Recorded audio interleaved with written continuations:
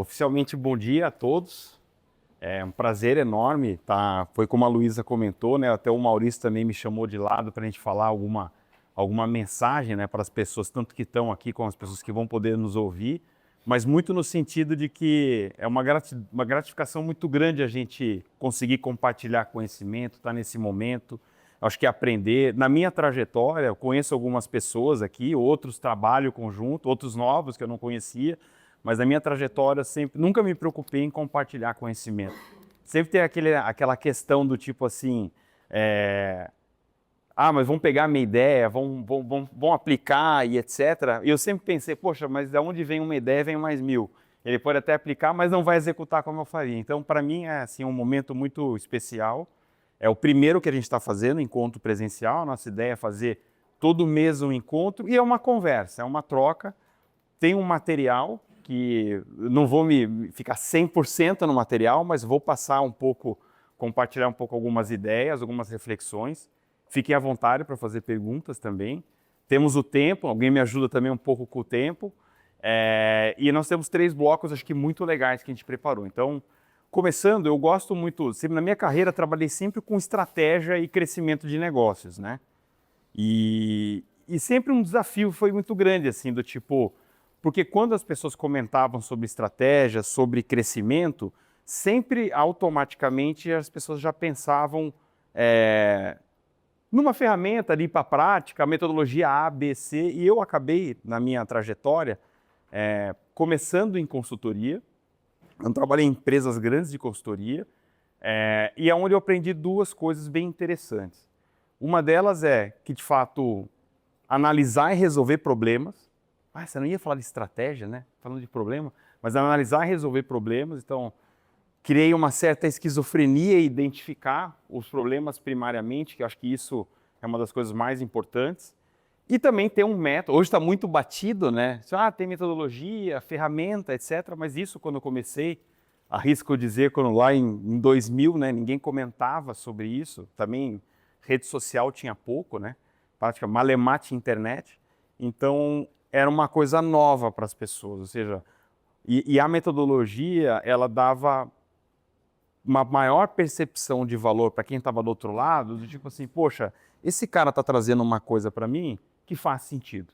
Então, nessa parte que eu vou compartilhar com vocês, vou falar um pouquinho sobre justamente isso, sobre mentalidade. Então, na minha cabeça, mentalidade, ela precede a estratégia, né? Então, quando a gente já fala da estratégia, já vai para o campo tático, o campo de execução, eu gosto sempre de comentar um pouco sobre mentalidade. Então vamos fazer uma reflexão juntos, né? Então, acho que o primeiro desafio meu aqui é tentar trazer vocês, esqueçam um pouco do que vocês conhecem de estratégia, esqueçam um pouco do que vocês já fizeram recentemente, estamos no começo do ano, já traçamos estratégia, vamos fazer uma reflexão. Então acho que o primeiro ponto que acho que é bem interessante é o seguinte. Primeiro, quando a gente olha uma linha assim, a primeira coisa que a gente pensa é em relação com o tempo. Então esqueçam o tempo também. Isso aqui é uma coisa atemporal. Isso não tem nada a ver com... Não é janeiro, fevereiro, março, abril, maio, junho. Então quebra isso da cabeça, tira isso da cabeça. Eu vou dizer para vocês que isso aqui é o meu momento do meu ou o que eu sou hoje, né? Então essa é a minha linha. Então como se a gente pensasse, traduzisse, poxa, pai, mas o que quer dizer o que eu sou hoje, né? O que eu sou? E aí Marcelo, que é de RH, já deve estar pensando e me avaliando ali, né? Mas assim, o que eu sou hoje na verdade, né?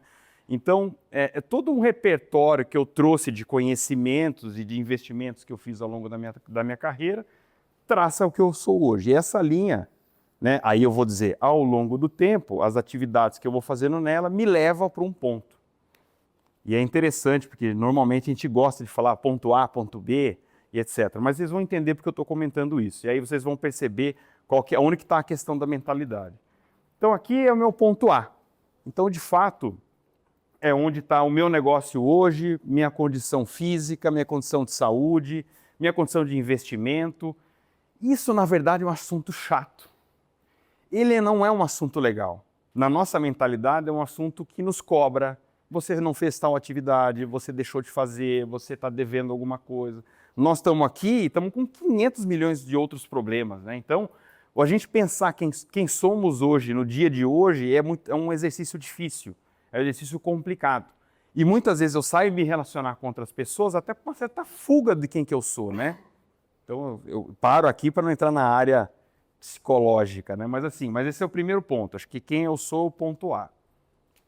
Tem uma segunda linha, vou colocar ela subindo assim, ó. É que vocês devem estar imaginando, já vou antecipar, né? Que é o ponto B. Mas aqui, o que é interessante? Aqui é o que eu desejo ser. Aqui é o que eu desejo ser. Aqui é o que eu desejo ser. Cara, essa linha, ela é muito mais bacana de pensar. Ela é muito mais legal. Você põe uma música, você pensa que você está naquela viagem dos seus sonhos. Você senta com um colega e fala, pô, uma coisa mais deliciosa que tem é conversar com os empresários, Matheus, Thiago, Felipe, poxa, minha empresa, daqui 3 anos, como vai ser? E assim vai. É muito mais prazeroso pensar no ponto B. É muito mais prazeroso. Dispara uma sensação nossa de curto prazo, uma energia que nos move, inclusive. Então, quando a gente para e pensa, poxa, eu quero alcançar aquele ponto B, eu saio fazendo alguma atividade, saio fazendo alguma iniciativa, eu saio, de repente, para executar, aqui me coloco na academia, faço lá, divido uma viagem e vou fazer, quem é o amor da minha vida. Então, assim, o ponto B ele é muito mais interessante do que o ponto A. Então, agora acho que vocês estão entendendo um pouco do que eu tô categorizando, né? E aqui vem a questão da mentalidade a partir de agora. Então, o que eu fiz com vocês agora, na verdade, foi só dar um pouco de cor do que seria, o que a gente tem a visão de futuro e dar um pouco de cor do que é a nossa visão no nosso dia a dia, no hoje, né? E aqui existe uma diferença, né? Aqui a gente vê que tem um delta aqui, né? Tem uma diferença.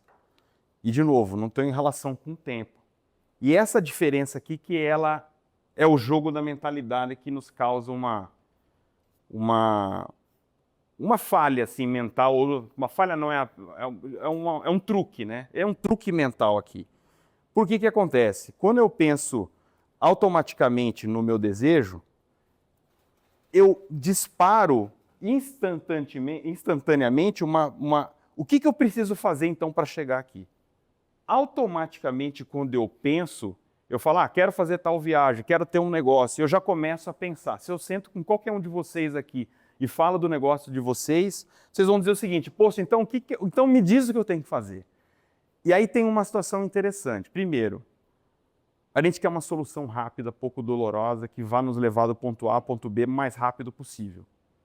E aí, por isso, não vou entrar nessa seara. Por isso que acontecem situações do tipo, por exemplo, e é público, posso dizer, do Banco Master e outras situações, porque as pessoas buscam o atalho, as pessoas buscam chegar no ponto B o mais rápido possível e preferencialmente mais rápido do que os colegas.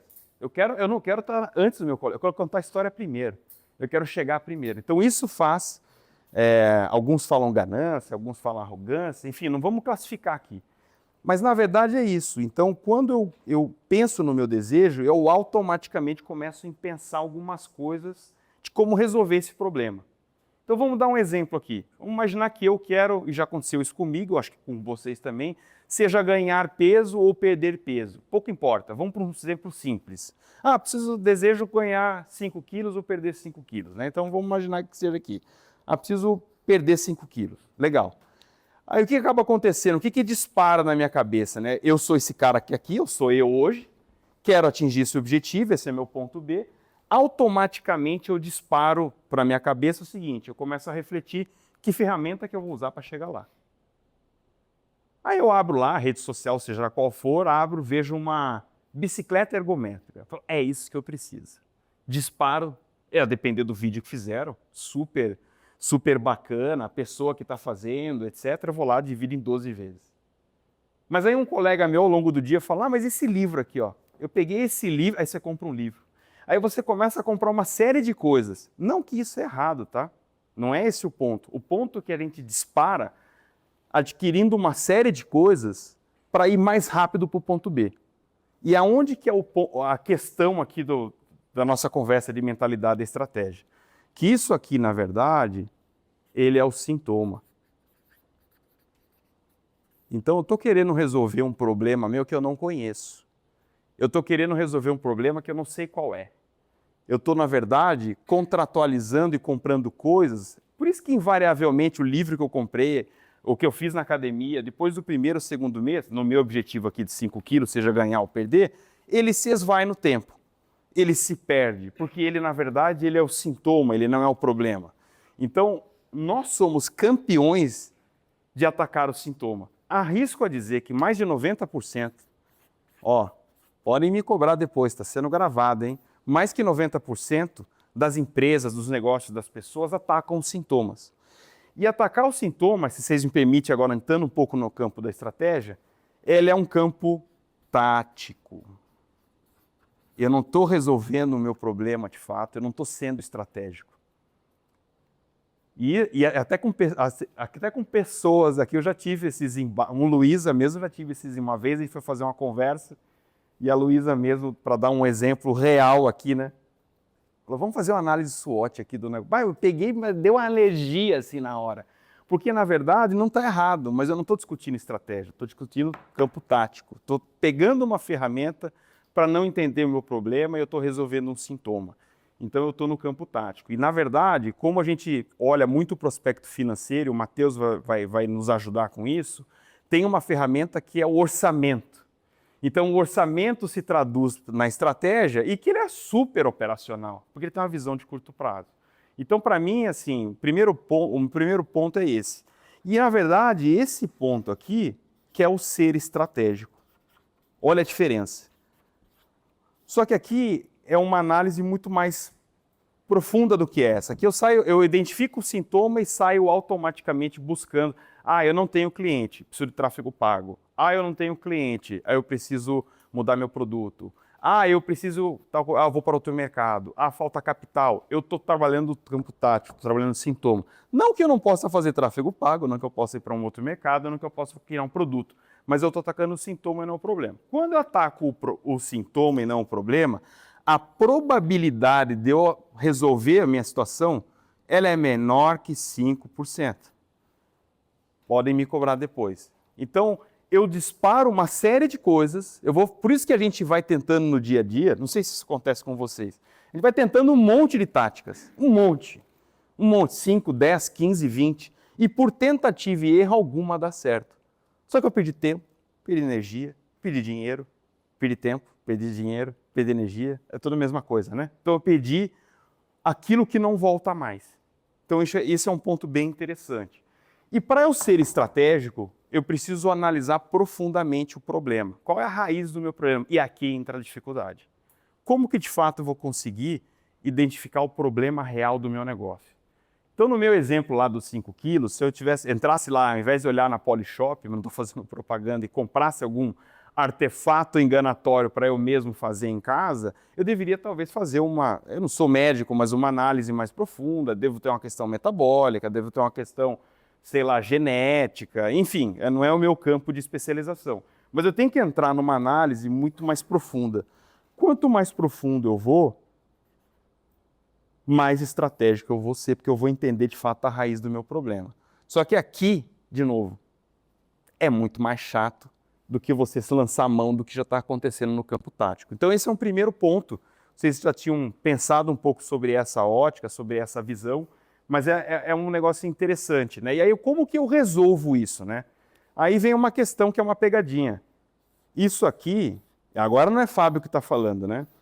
Uma das forças mais poderosas que tem é a nossa imaginação. Aí coloca lá Albert Einstein, não é Fábio Rosseto. Albert Einstein. Então isso aqui, na verdade, é um truque da nossa cabeça. Isso nos move. Pensar no futuro e ter a visão do que eu quero lá na frente nos move. Mas, na verdade, não consigo trilhar por aqui essa jornada. Ela não existe, ela é fruto da minha cabeça.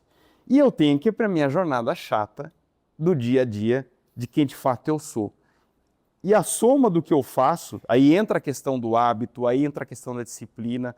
Por isso que as pessoas batem muito nisso aqui. Porque nessa jornada é o único momento que eu consigo fazer alguma coisa. E se eu disparo nessa jornada sendo tático, e eu percebo aqui, lá no meio do caminho que eu fui tático, tudo bem, você pode olhar para frente e tem tempo ainda. Mas você perdeu um tempo enorme com um negócio que não faz sentido. Aí você vai falar, Fábio, tá bom, mas qual o problema de eu ser tático? Problema nenhum. Só tem uma questão. Eu vou criar uma ferramenta, uma máquina, um time, um sistema para resolver algo que não existe. É só esse o problema. Eu vou automatizar, no caso do Thiago, eu vou automatizar algo que não precisava ser automatizado. Eu vou criar uma máquina que não precisa ser criada. No caso do Felipe, eu vou fazer, poxa, uma ferramenta, um algoritmo para analisar mais rápido o diagnóstico de câncer, que é a especialização que eles trabalham, acho fantástico isso, e para que não faz sentido. Então, eu vou automatizar alguma coisa que não precisava existir. Então, acho que esse que é, acho que é a principal lição assim, que eu vejo para mim e gostaria de compartilhar com vocês com relação à mentalidade, né? Eu sei que eu saí um pouquinho da página, mas só para ter uma ideia, né? Então, depois vocês veem com calma, ali tem uns pontos de vista, tem algumas provocações, algumas perguntas, que acho que serve também para no dia a dia, né?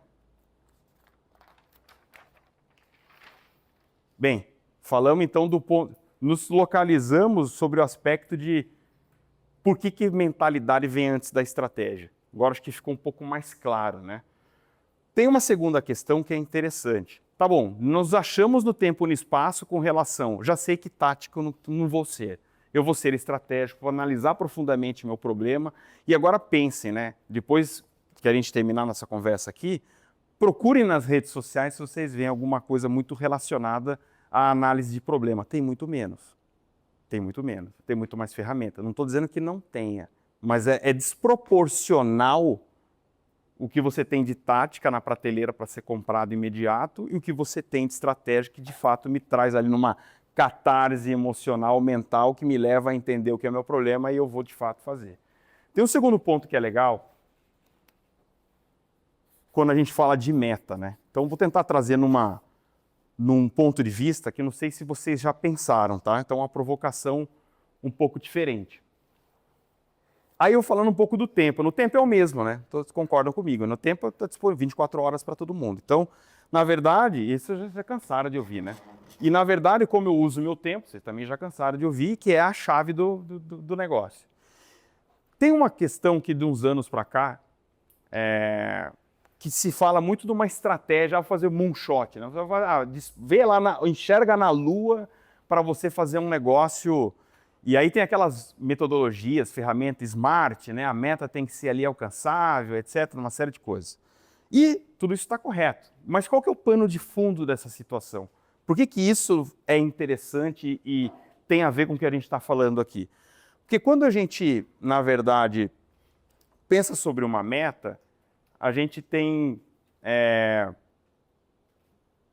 uma maneira de... Obrigado. A gente tem uma maneira de pensar sobre a meta. Primeiro que assim, nós somos todos, a gente pode estar em qualquer empresa, seja empresário, seja trabalhando como executivo, já tive os dois papéis.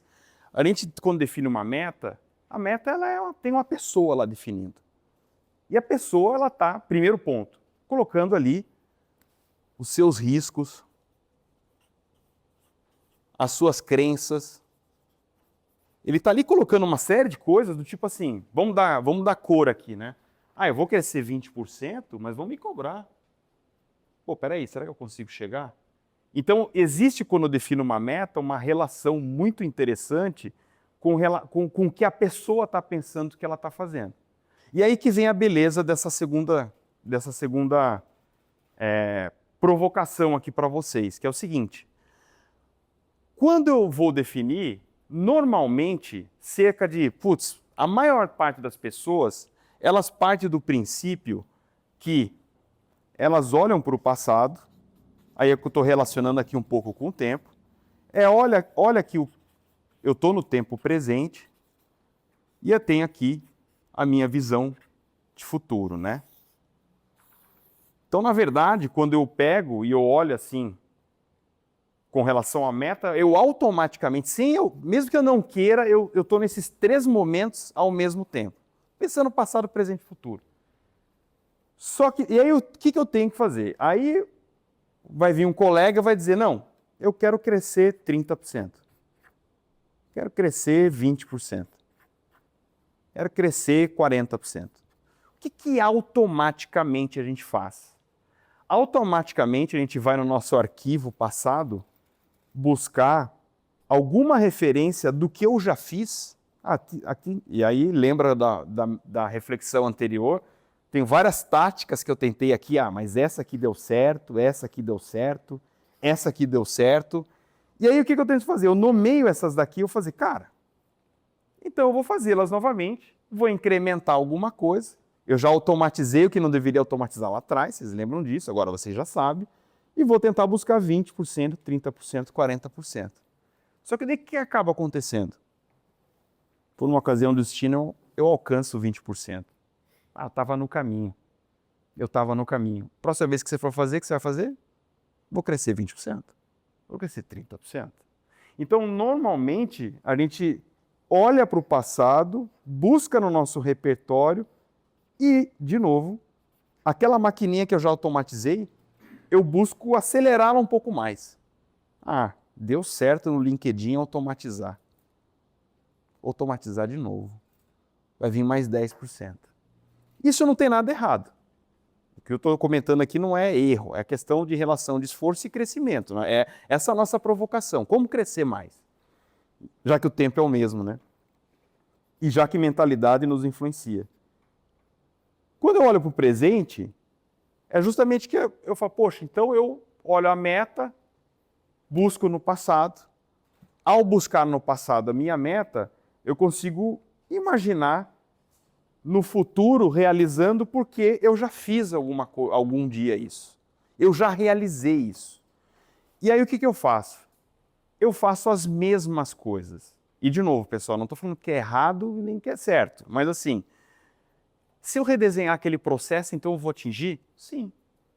Se eu ponho umas 2, 3 pessoas aqui, eu realizo? Realizo. Se eu fizer um pouquinho mais intenso aqui, um canal de vendas aqui, eu chego na minha meta? Eu chego na minha meta, recebo meu bônus, sou empresário, pago minhas contas. E esse ciclo, ele se torna um ciclo, não vou dizer nem vicioso, nem virtuoso, mas vira um ciclo cíclico, vira um ciclo que ele vai se retroalimentando e vai. E aí você fala, poxa, mas o meu negócio é esse, eu nunca vou conseguir crescer. E aí quando você olha para outras pessoas às vezes, ou outros empresários, você fala, como aquele cara teve aquele crescimento? A gente fala que foi sorte, né? Mas assim, então, passado, presente e futuro, e normalmente a gente relaciona olhando para o passado, né? Quando a gente olha para a página aqui, não sei se agora vocês conseguem ver, mas assim, é justamente isso. Eu otimizo o que existe, né? Então eu estou justamente falando isso, eu estou otimizando o que existe. Otimizar o que existe, você tem um crescimento, mas você tem um crescimento menor. 10%, 15%, 20%, o que também não é ruim. Muitas empresas nem crescem, talvez a maioria. Quando você vai para uma abordagem que você pensa ao contrário, e agora entra a segunda fase da minha provocação, tipo, e o porquê que as pessoas falam da tal da estratégia mira na lua, porque você perde o vínculo com o passado. Quando eu falo aqui, poxa, eu quero crescer 100 vezes, 20 vezes, não é por cento, são vezes. Cara, eu perco meu chão. Não existe mais chão, porque eu não tenho passado no meu arquivo que garante que eu vou pegar então o que eu já fazia. Se eu sou um vendedor e eu vendo qualquer que seja o livro, e eu faço 5 vendas por dia e eu bato em 20 portas e realizo 5 vendas, então eu vou sair um pouco mais cedo, eureka. Vou sair um pouco mais cedo, chego um pouco mais tarde, e eu vou fazer minhas vendas. Acho que vocês nunca fizeram isso, né? E tem aí a nossa relação com o esforço. Poxa, Fábio, mas você sempre fala de disciplina, agora você está dizendo, pelo que eu estou entendendo, que o esforço não vale. Calma. Mas você pode alavancar teu esforço. Não precisa ser necessariamente o teu esforço individual. Então, quando você olha para um crescimento muito maior, ele assusta. Aquela visão do risco, as nossas crenças travam a nossa cabeça. Nós não temos um arquivo aqui do passado para buscar. E aí, de fato, a gente acaba abandonando a ideia de meta futura, mais agressiva. Se eu sou um executivo, dificilmente a empresa vai fazer isso. Dificilmente a empresa vai lá e vai colocar, vou crescer 2 vezes. Se ele colocar, o cara que está aprovando do outro lado também não vai aprovar. Falar, esse cara é louco. Esse cara é louco. Por isso que nesse aspecto, as startups se dão bem melhor quando se fala em crescimento acelerado versus as empresas estabelecidas. E estou dizendo aqui que um é ruim e o outro é bom. Tem exemplo do que é bom dos dois lados. Mas porque ele está destravado do passado. Não existe passado. Só existe futuro. Então é justamente isso. Então aqui é uma questão bem interessante e que mostra uma outra questão assim para nós, né? Então quando eu vou olhar para uma meta futura, só fechando, né? E quanto mais alto eu mirar, melhor. Por quê? Porque eu quebro essa visão, vou mudar a página aqui. Eu quebro a visão, na verdade, do que é a estrutura que eu fiz até hoje, né? Então, se eu colocasse aqui, por exemplo, essa aqui é minha estrutura, né? Estrutura ou metodologia, seja o que for, né? É como se eu tivesse um carrinho de kart querendo disputar a Fórmula 1. É mais ou menos isso. Dei um exemplo na cabeça aqui agora. Então é mais ou menos isso. Eu estou querendo pegar um carrinho de kart e chegar a ganhar a Fórmula 1. Isso é o 6x. Então, na hora que eu olho para a minha estrutura, que é meu carrinho de kart, eu falo, cara, esse carrinho de kart ele não vai chegar onde eu desejo. Eu necessariamente preciso construir algum veículo que eu não sei o nome, talvez ele não exista, que me faça levar do outro lado. Que me faça chegar do outro lado. E aí eu quebro, talvez olhando para o meu negócio, talvez 90% do que eu faça hoje, se eu quero um crescimento exponencial, ele não vai existir daqui nos próximos anos. É claro que eu preciso fazer uma transição, mas é muito claro isso. Que nem como vocês também, eu e o Matheus somos empresários, da mesma maneira. A gente pensa, a gente estava fazendo lá o orçamento. Vamos fazer a nossa estratégia. Vamos crescer 10%. Não, eu quero faturar 100 vezes mais. Não só na conversa, né? Mas isso nos faz... E aí eu vou dar um exemplo. Vamos imaginar. Marcelo é da RH, né? Deixa eu usar o teu, talvez, como exemplo. Ou nós também, Luísa de marketing, assim, cada um. Para dar um pouquinho, tangibilizar um pouco o ponto, né? Vejam só que interessante.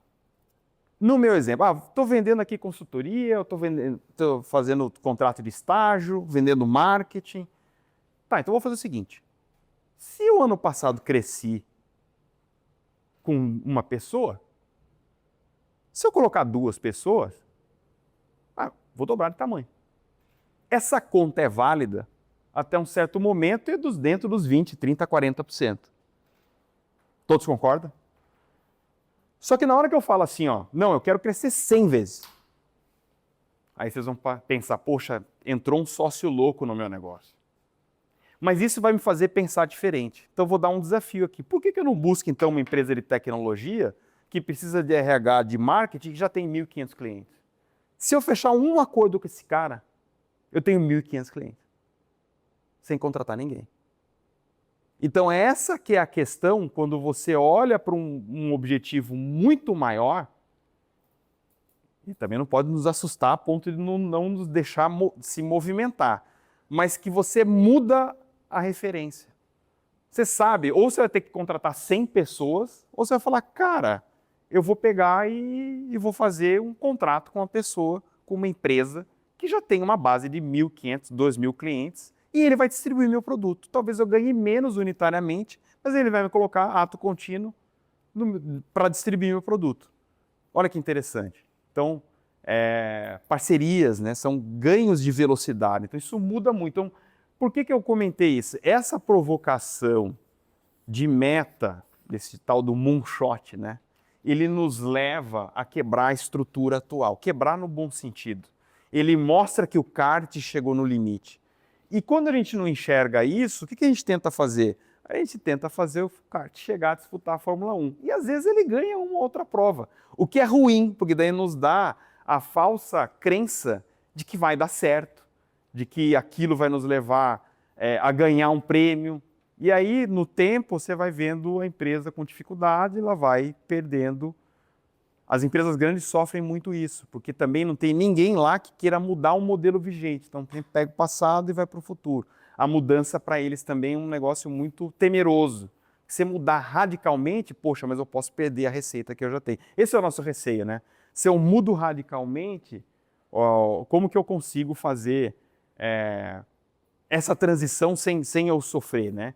Então, essa reflexão, ela é um pouco com relação a essa questão. Por isso, isso aqui, na verdade, é uma reflexão de um professor bem legal, Ben Hardy, não sei se vocês já ouviram falar, ele tem um livro que fala sobre isso. Aliás, tem vários livros, é bem interessante nessa provocação. E aqui, depois o material vocês conseguem ver, mas aí eles, na verdade, nessa reflexão, vai nos fazer a mudar como que a gente pensa as nossas atividades hoje, né? Será que olhando para frente, quebrando a estrutura com uma meta maior, eu devo fazer isso, né? Eu devo fazer o que eu já faço hoje, né? É que nem, por exemplo, você pega as empresas que estavam, outro exemplo, as empresas que estavam na crise do mercado imobiliário em 2008, né? O mercado acabou. Aí tinham algumas pessoas aqui, empresários, a maioria absoluta, uns bonequinhos aqui. Esse é o meu máximo do desenho do ser humano. Então, assim, a maioria absoluta tinha uma agenda aqui, nessa crise de 2008. Olha que interessante.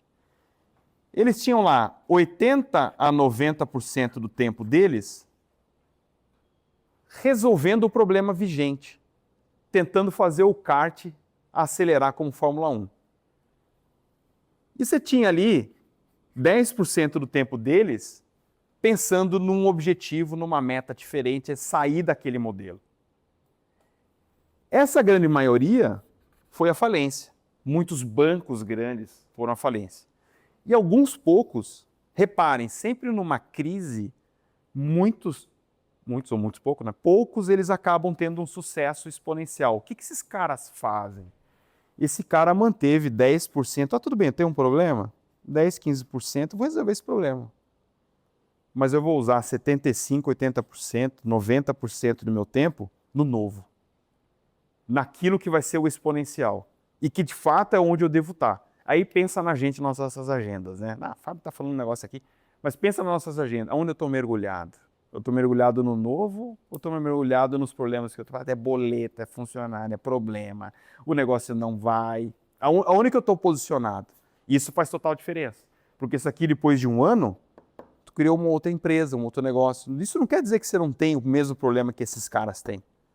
Então, acho que essa questão também, ela fecha bastante com relação a o que eu corto, né?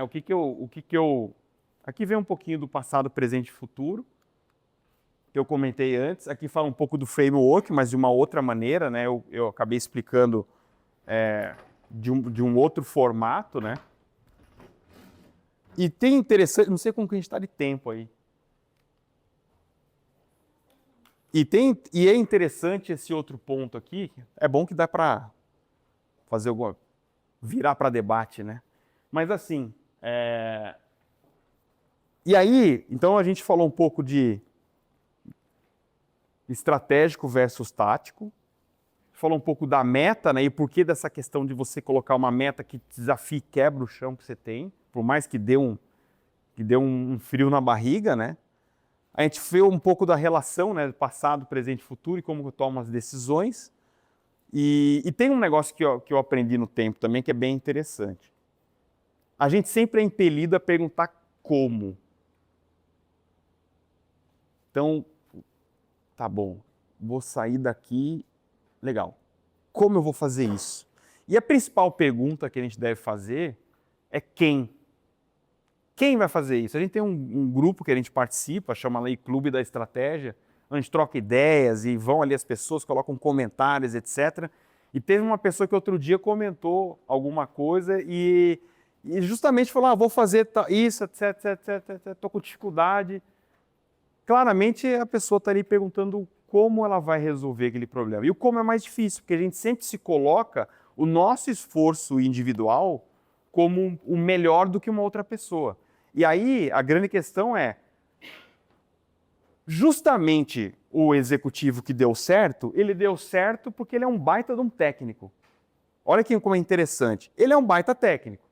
Não, eu sou aqui, gerente, diretor, seja o cargo que vocês quiserem dar, general, eu sou aqui um cara, seja homem, seja mulher, o que for, eu sou uma pessoa aqui Cheguei onde eu cheguei porque eu conheço o fluxo de caixa.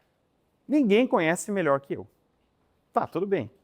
Só que se você tentar crescer o teu negócio, qualquer dimensão que ele tenha, tentando como, você vai sempre virar o técnico do teu negócio e ele tem um limite, que é o teu limite. E o nosso limite é muito raso, é como o limite do passado, né? Ele é muito pequeno, não tem muita capacidade. E aí a grande questão é a seguinte, quando eu olho para o empresário, é algo similar.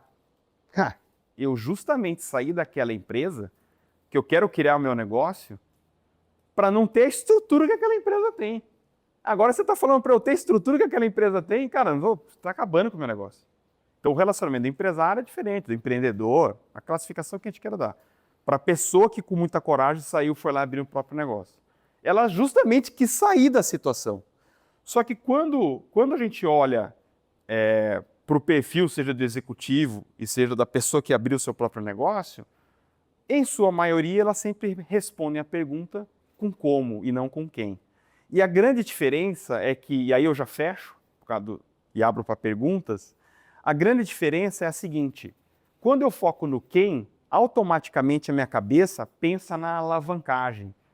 Quando a gente pensa em alavancagem, automaticamente a gente pensa em finanças. Só que não necessariamente a alavancagem é financeira. A alavancagem é de recurso, é de pessoa. Se eu consigo transmitir o conhecimento que eu tenho, seja eu, Fábio, ou cada um de vocês, para outras pessoas que trabalham comigo, ou seja, para quem vai fazer, e por mais que seja difícil fazer isso, cara, se eu passei conhecimento para 5 pessoas, eu quintupliquei no mínimo a minha capacidade de alcance e impacto. No mínimo. Então, se essas pessoas fazem isso com outras pessoas, eu também tenho um alcance muito maior.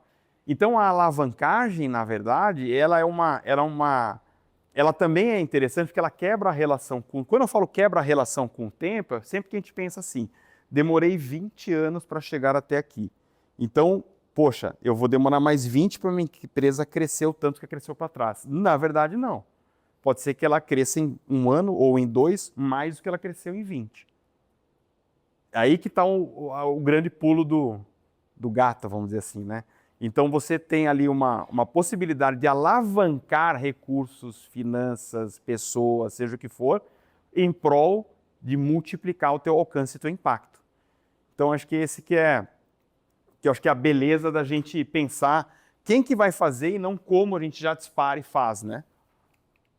Eu fui consultor muito tempo. Então, no início da carreira, era muito adquirir conhecimento, conhecer metodologia, o mercado, a indústria, o cliente, para quem eu vou oferecer meu serviço, como eu vou servir, tá servindo alguém, né? Então, no começo da minha jornada, eu ia muito mais numa linha de ser um técnico forte, estou totalmente na operação, estou servindo o meu cliente, e eu nunca fui vendedor, porque você vende aquilo que você entrega, você conta a história do que você fez. Então, assim, eu fui crescendo. À medida que, quando eu me tornei gerente, ou seja, aquele primeiro estágio, 90% eu estava na operação, 10% eu estava ali fazendo outras atividades. Depois, quando eu cheguei ali na gerência, eu mudou um pouco. O que mudou? Poxa, e aí você vai ver porque o Flávio Augusto, eu acho que ele faz o comentário que ele faz.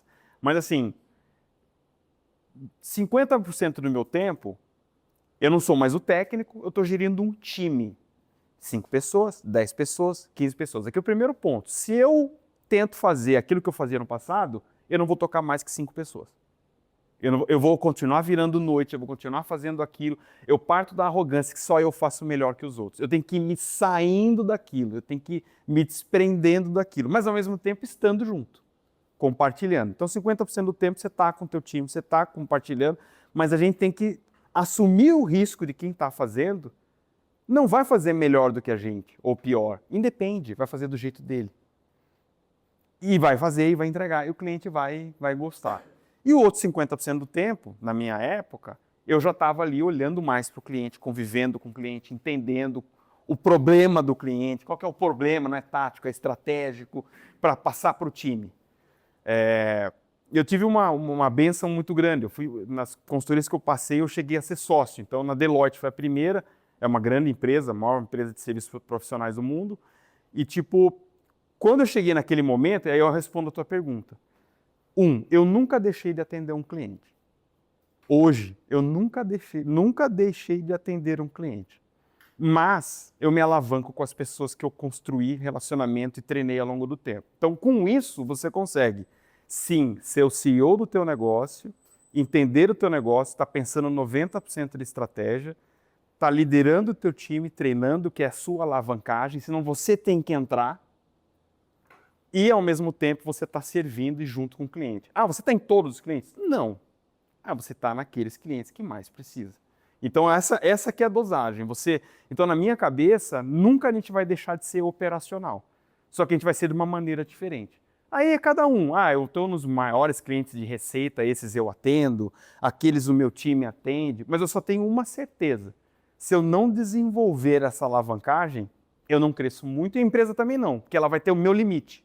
Eu consigo atender o quê? 5, 10 clientes. Para eu atender 110, não vou conseguir estar em todas as reuniões.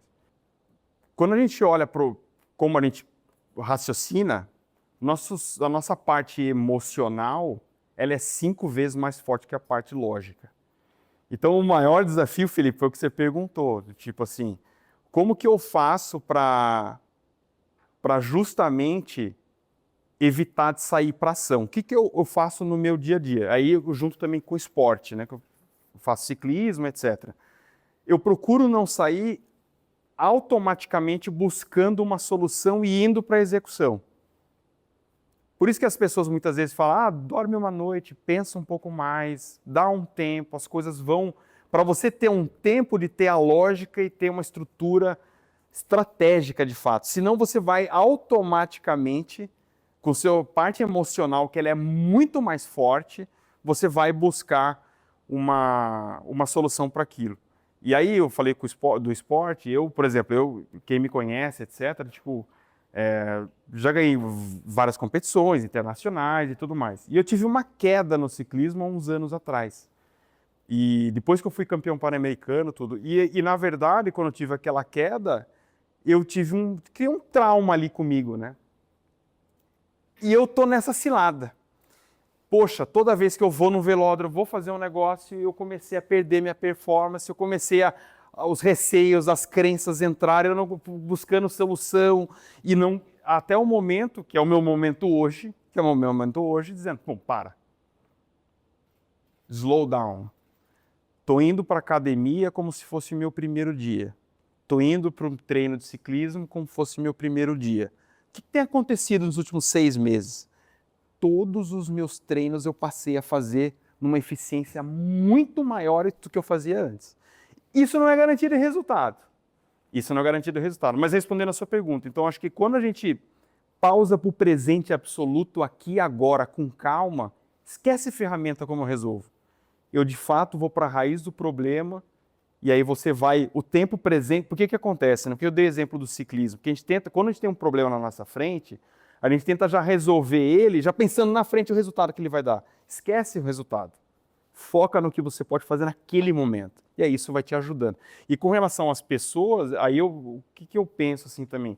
Elas são muito reflexo da gente, das nossas reações, de como a gente faz.